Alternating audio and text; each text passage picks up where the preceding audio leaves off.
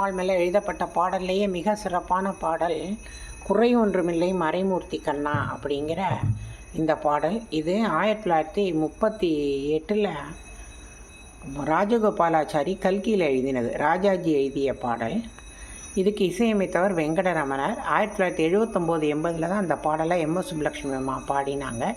குறை ஒன்றுமில்லை மறைமூர்த்தி கண்ணா, குறை ஒன்றுமில்லை கண்ணா,